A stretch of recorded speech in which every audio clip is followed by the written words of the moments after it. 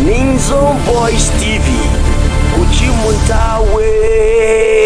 Good day, viewers. This is Ninzo Voice TV. Today, Saturday, 10/8, we'll bring you highlights from a significant courtesy visit. Ninzo Voice TV leadership paid a strategic courtesy visit to Honorable David Mamman Ambi. The delegation was warmly received, marking a moment of unity and progressive dialogue. The team was led by the general manager of Ninzo Voice TV, Mr. Sambe Nuhu Adomo.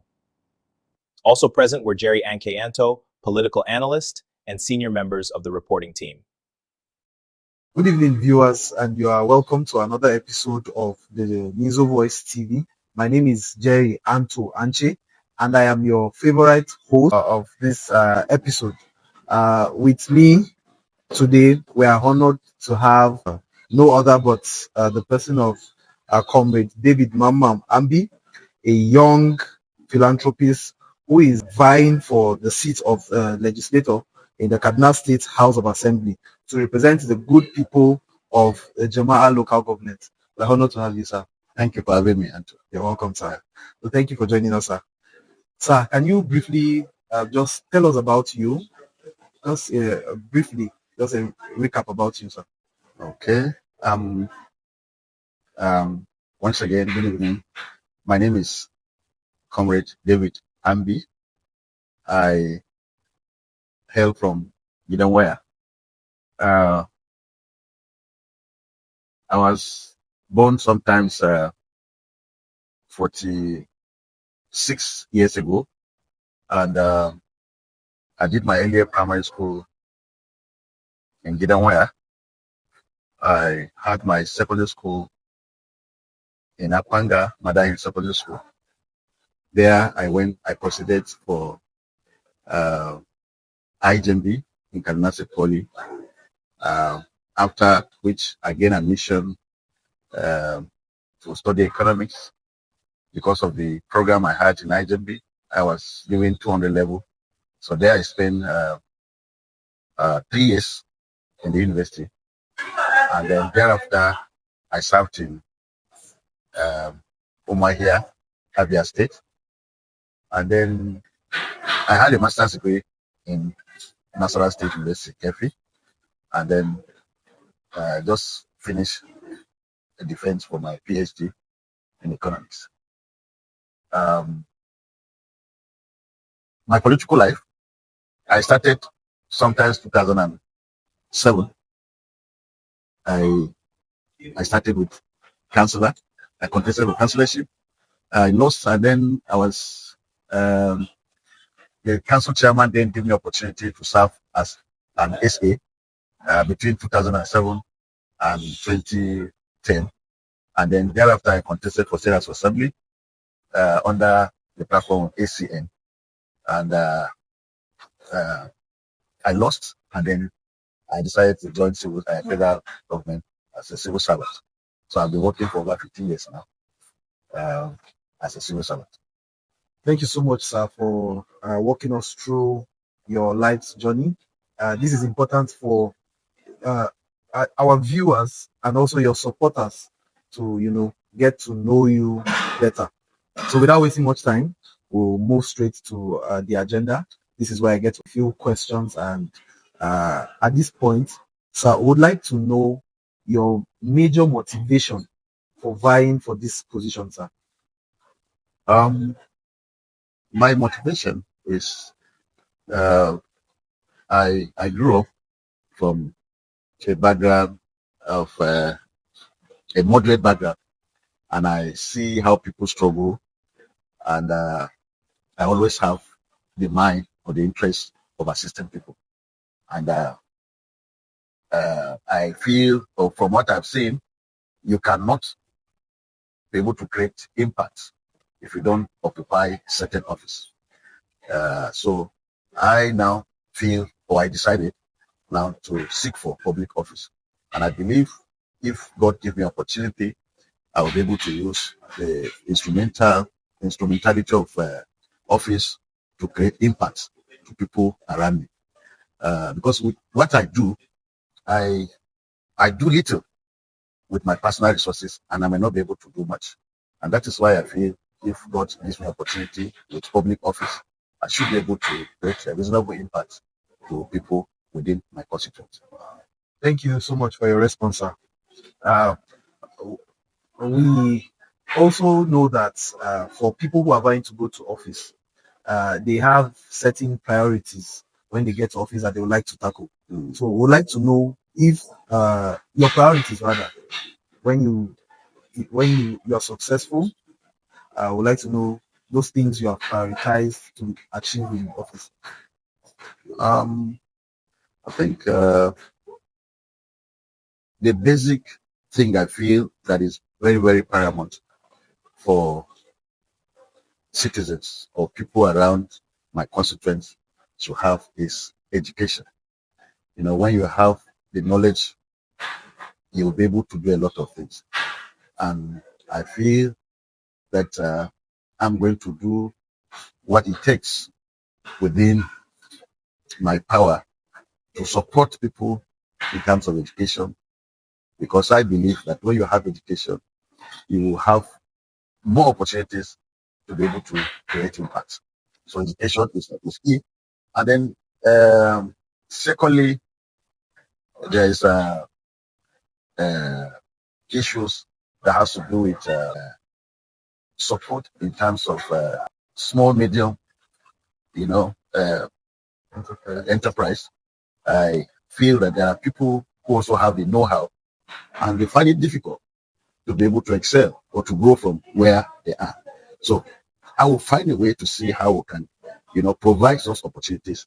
There are agencies of government who also provide such things. We also collaborate with them, like an office of NDE, National Directorate for Employment. We also collaborate with them, like an office of NDE, National Directorate for Employment. They offer a lot of skill acquisition program, which I believe should be able to collaborate with such an institutions to see how we can empower people around to have to be sustained, in economically what they do. So that is the aspect of small scale business.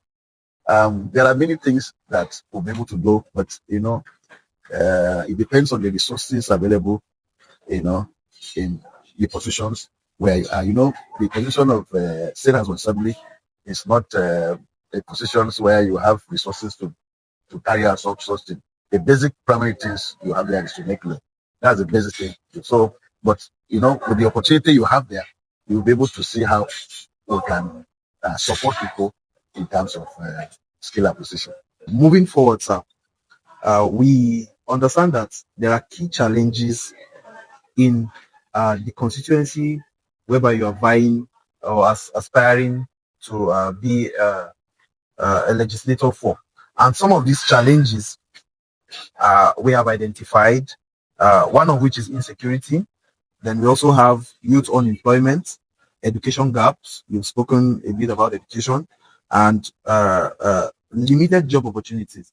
In these aspects, there are quite a number of people who are qualified for certain jobs, but the opportunities are limited. So we would like to know. Also, we have inadequate social amenities. So we'd like to know how your office can come in and play a vital role in ensuring that these challenges are tackled. Okay, thank you, Mr. Anto. I think I've already spoken on that, but I want to also add that issue of employment of white collar job. It's actually a very difficult thing that we cannot, the resources of government cannot really take care of the unemployed. That is the white collar job. We cannot, the government will not be able to employ everybody. But the only thing government can do is to see how they can support people in terms of this small scale business. People should be encouraged to learn business, no matter how small it is. I tell you, I'm a civil servant, but you find out that those who are on their own do better and make more money than the civil servant. As a civil servant, you collect salary and wait till the end of the month you work till the end of the month you get your salary. But if you are a business person, you make money every day, no matter how small it is.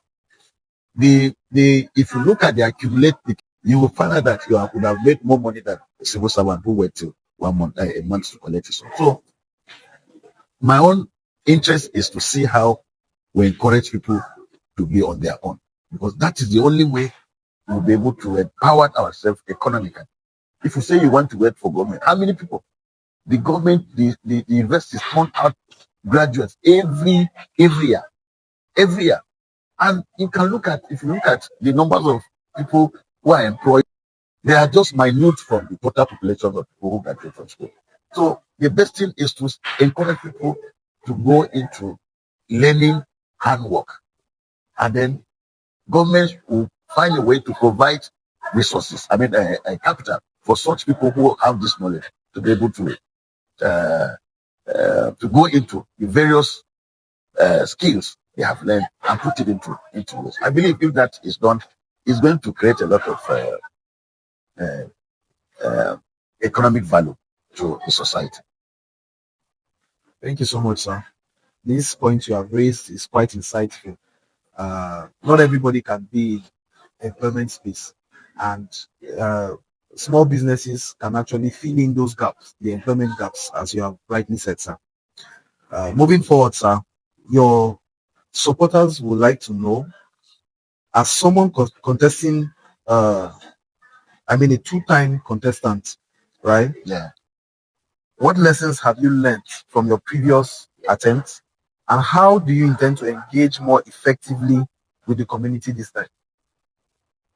Oh, I've learned lessons over time. As a politician, once you show interest to contest for position, you see people who will come around you, a lot of people who will come around you looking at what you can spend. They will encourage you, some will encourage you to go and sell your property. Just to go to this point. Even if they know that, or even when they know that you are not going to make any headway, they will push you to go for such position because of what you feel they can get from you. And as a candidate or a person who wishes to contest, it is important for you to understand the game, know what you want, and then identify the kind of people you want to put in your own structure. And then if you don't have people around you who can guide you to the right people you are supposed to meet and have such engagement, honestly, you are going to have a serious problem, because a lot of them around you will just be coming to you because of what you have to spend. So it's important as a person to know what you want to do. I've done that in the first time.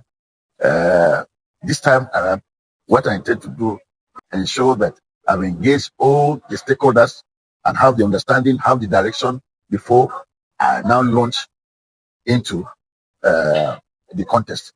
But for now, I'm still engaging, I'm still talking to people, I'm still consulting until I've gathered all my information before I go into this contest. All right, sir. That's in the nutshell, it's safe to say lessons learned, and moving forward, strategies will be adopted to ensure that the right things are done and the right engagements are being made. Thank you so much, sir. So without wasting much time, we'll move to the final stage of this interview. This is where you get to give your final message to our viewers and also your supporters. First, I want to appreciate you for this privilege you have given to me to speak. And I believe a lot of people are hearing me, especially people from my constituents. I want to tell them that I have so much to deliver if given this opportunity to cleanse the ticket of this State House of Assembly. Even though I have not concluded, by the time we conclude it, I'm going to make it open. But let them be aware that I'm still consulting, and when the time comes up, I'm going to make it official for my constituents about my contest. So I'll be expecting a massive support, whenever I come up for this position. Thank you. You're welcome, sir. Yeah. To your fans watching, I believe that they are going to dish out the adequate support that you need in order to scale through when the time comes. Thank you so much for joining us on the show, and we look forward to having you join us subsequently when the going gets going. Thank you once again, sir. Thank you. It's been a pleasure Thank you. having to discuss with you today. Thank you. Yes, sir. Thank you for the opportunity. You're welcome, sir. Yeah. Ninzo Voice TV. Uchimuntawe.